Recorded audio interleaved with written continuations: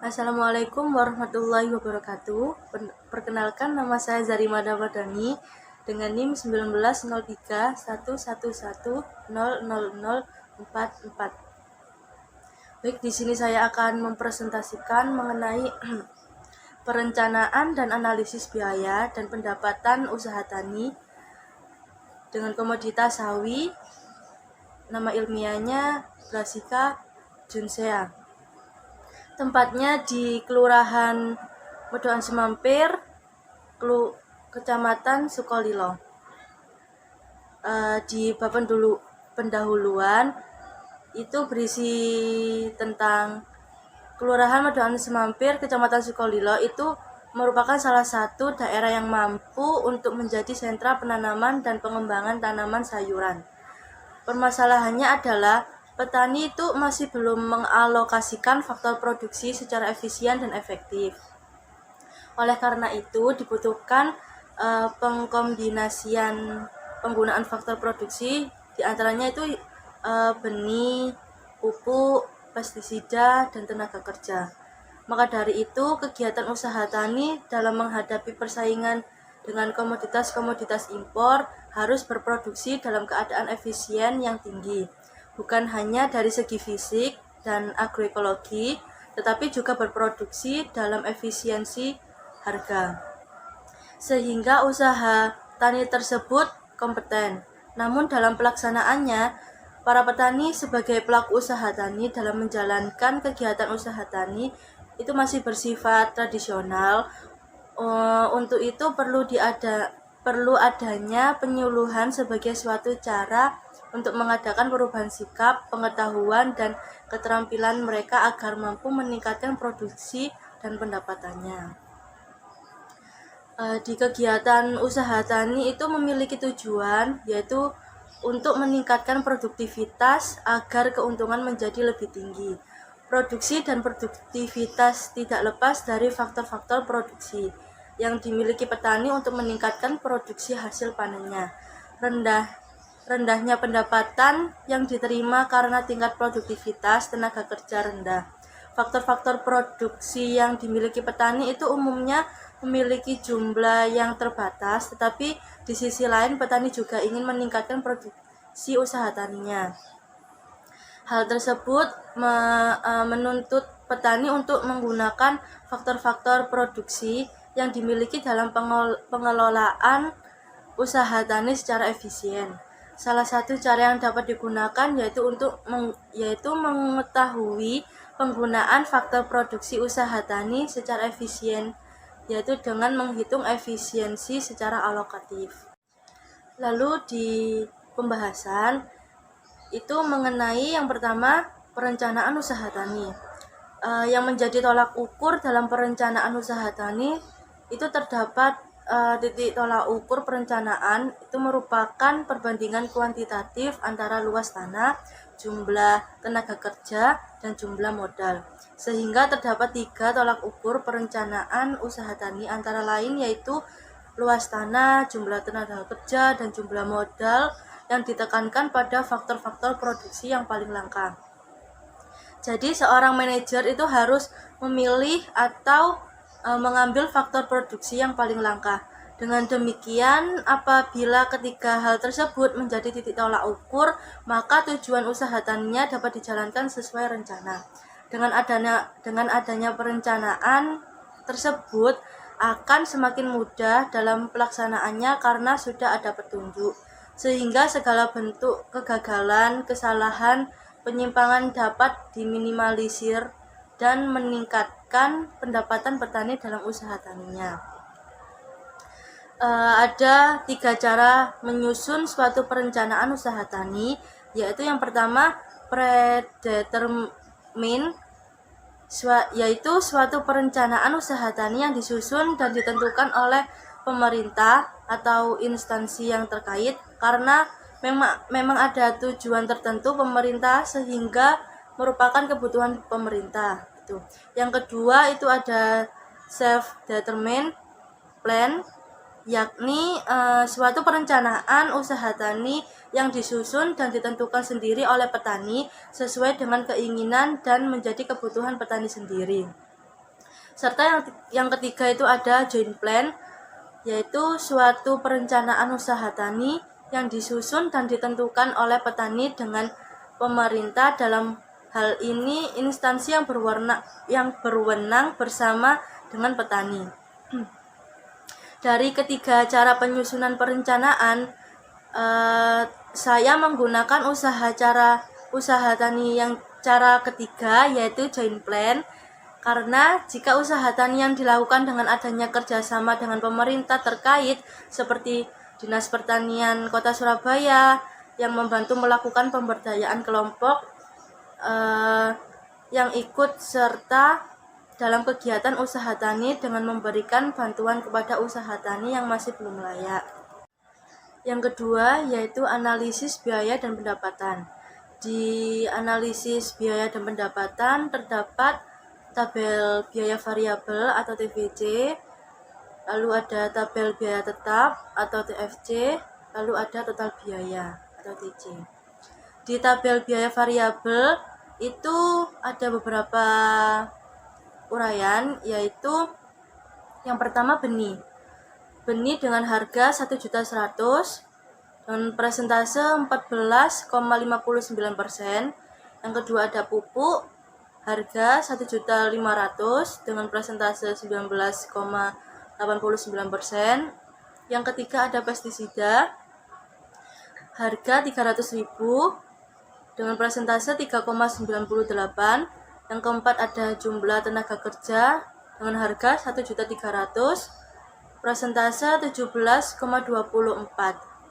Jadi jumlah dari total keseluruhan biaya variabel itu ada 4.200.000 dengan persentase totalnya 55,70%. Lalu pada tabel biaya tetap atau TVJ itu ada beberapa uraian. Yang pertama ada sewa lahan harga 1 juta dengan persentase 13,26%.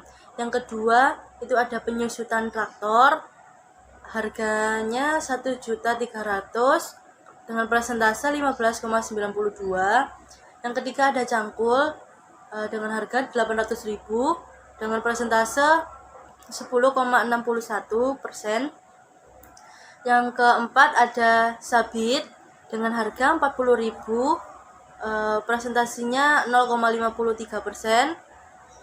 Yang kelima ada parang dengan harga 20.000 dengan presentase 2,65%.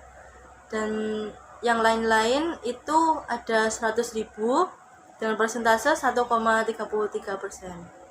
Jadi total keseluruhan dari harga tabel biaya tetap itu ada 3.340.000 dengan total persentase 44,30%. Lalu ada total biaya atau TC dengan uraian biaya variabel dengan total harga 4.200.000 dengan persentase 55,70%. Lalu yang kedua ada biaya tetap dengan total harga 3.340.000 dengan presentasi 44,30%. Jadi total biayanya itu semuanya ada 7.540.000 dengan presentase 100,00%.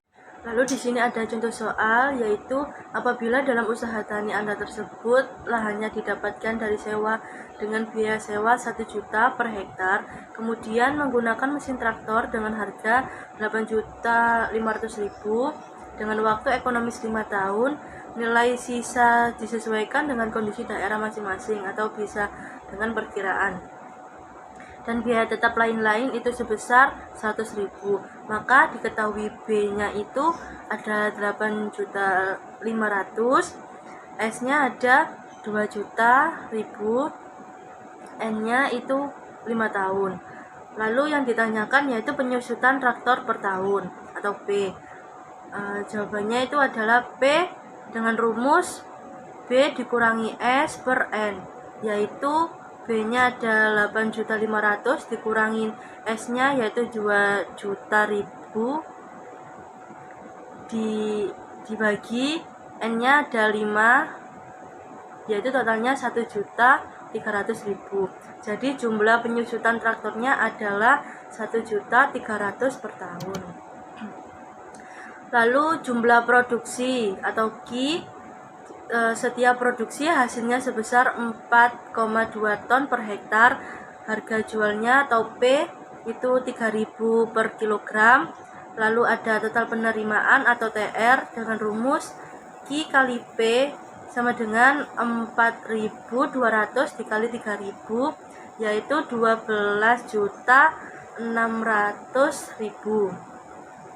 Dengan keuntungan dengan rumus P sama dengan TR dikurangi TC, yaitu 12.600 dikurangi 7.540, totalnya 5.060.000. Nilai rasionya itu dengan rumus TR dibagi TC, yaitu 12.600 dibagi 7.540, totalnya 1,8.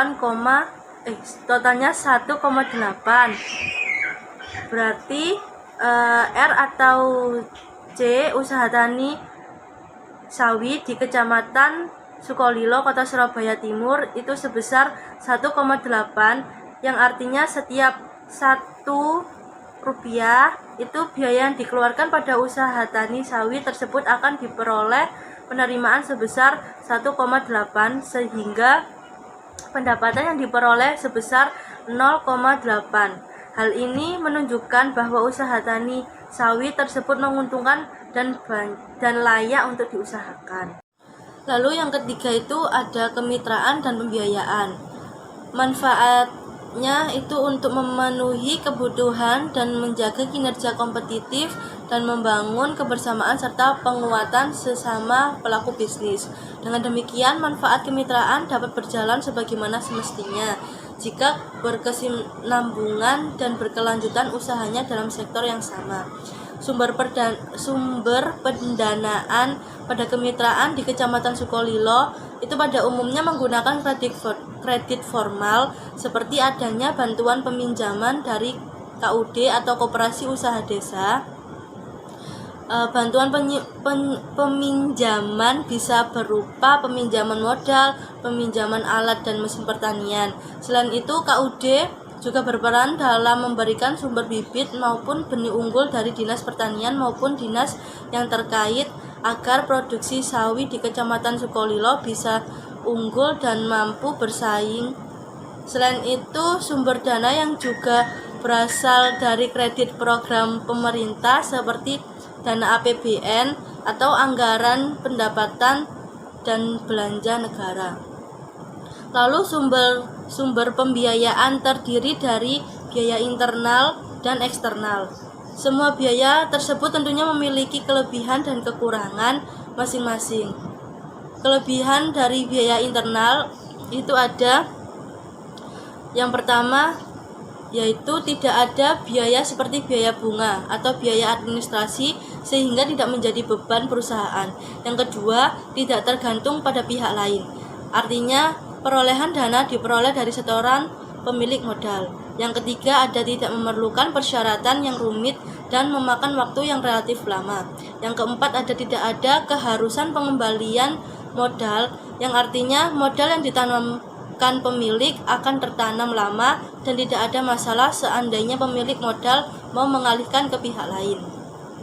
Lalu kekurangan biaya internal. Yang pertama itu adanya birokrasi yang banyak dan panjang. Yang kedua, ada ketersediaan dan status lahan yang terbatas. Biasanya itu dilakukan oleh petani guram. Yang ketiga, banyaknya pemungutan liar, seperti adanya pemungutan liar pada penggunaan pupuk bersubsidi. Yang keempat, ada kurangnya infrastruktur yang mendukung, seperti minimnya irigasi yang baik dan jalan yang memadai. Yang kelima, ada kebijakan fiskal kurang mendukung, seperti pajak ekspor impor, pajak PPN, pajak bea masuk yang tidak intensif. Kelebihan biaya eksternal yaitu adanya jaminan asuransi usaha tani.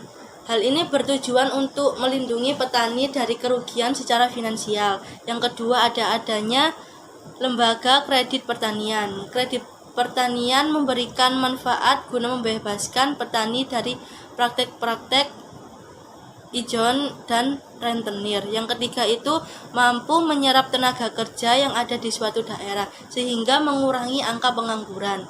Yang keempat, memiliki sarana dalam kerjasama. Dengan demikian maka dapat meningkatkan produksi hasil pertanian yang dapat memperkuat ketahanan pangan nasional. Lalu ada kerugian biaya eksternal. Yang pertama yaitu adanya peraturan yang ketat, sehingga usaha tani terikat oleh peraturan yang telah disepakati. Yang kedua yaitu adanya biaya administrasi ataupun bunga saat peminjaman modal. Dalam hal ini berkaitan dengan kredit usaha tani. Yang ketiga yaitu adanya pembayaran premi yang telah ditentukan, sehingga petani harus memiliki sumber pendapatan yang banyak agar mampu membayar premi. Padahal pendapatan petani tidak menentu. Yang keempat itu ada repot mengurus administrasinya. Lalu persoalan pembiayaan yang dihadapi di dalam usaha tani yaitu terbatasnya akses petani terhadap sumber-sumber pembiayaan atau dananya, terutama dari lembaga keuangan formal. Dengan adanya lembaga keuangan yang terbatas, maka akan berdampak pada peningkatan produktivitas tanaman sayuran, khususnya tanaman sawi di Kecamatan Sukolilo.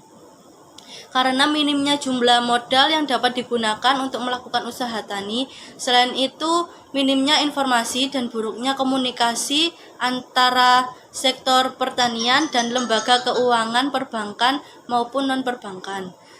Solusi untuk mengatasi buruknya komunikasi dan pertukaran informasi antara sektor perbankan dan pertanian yaitu sektor pertanian terutama skala agribisnis dan ekonomi untuk mengemas suatu usaha tani tersebut agar lebih menarik dan didatangi oleh perbankan. Peran pemerintah juga penting dalam hal ini karena sebagai jembatan antara sektor perbankan dan pertanian guna menjalankan fungsi penjaminan kredit pertanian, peningkatan kepastian usaha, dan adanya jaminan hasil produksi sampai sertifikat kepemilikan lahan. Selain itu juga dapat dilakukan dengan pengembangan skema pembiayaan ke depan atau forward financing dengan tingkat bunga komersial biasa sesuai dengan ketentuan perundangan baru dan bekerja sama dengan Badan Pengawas Perdagangan Berjangka Komoditi atau BAPEPTI guna memperdagangkan hasil komoditas sawi sehingga mendapat sumber dana yang memadai. Yang terakhir yaitu masuk daftar pustaka. Di sini saya mendapatkan sumber-sumber yaitu dari Azhari R tahun 2013 dengan judul Pengaruh Karakteristik Individu dan Peran Penyuluh Terhadap Kemitraan di Kota Bogor dengan penerbit IPB Press. Yang kedua yaitu BPS atau Badan Pusat Statistik tahun 2015, Kecamatan Sukolilo dalam angka 2015, Kota Surabaya. Yang ketiga ada BPS atau Badan Pusat Statistik tahun 2018, Kecamatan Sukolilo dalam angka 2018, Kota Surabaya. Yang keempat yaitu Sukartawi tahun 2001 dengan judul Analisis Usaha Tani dengan penerbit UI Press. Yang kelima yaitu mendapat jurnal dari Sudarsono tahun 2000 dengan judul Efisiensi Biaya Produksi di Kota Bandung dengan penerbit Alumni. Yang terakhir yaitu dari jurnalnya Tugimin tahun 2014 dengan judul Penanaman Modal Asing dalam Perspektif pandangan internasional di kota Surakarta dengan penerbit Grahadi. Sekian dari presentasi saya. Mohon maaf bila ada kesalahan atau kekurangan. Terima kasih. Wassalamualaikum warahmatullahi wabarakatuh.